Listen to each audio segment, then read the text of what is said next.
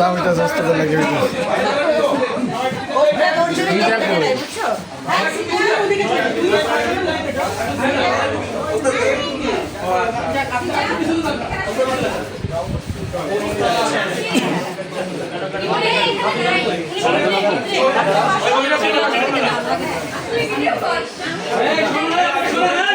এত সুন্দর একটা পাল্লা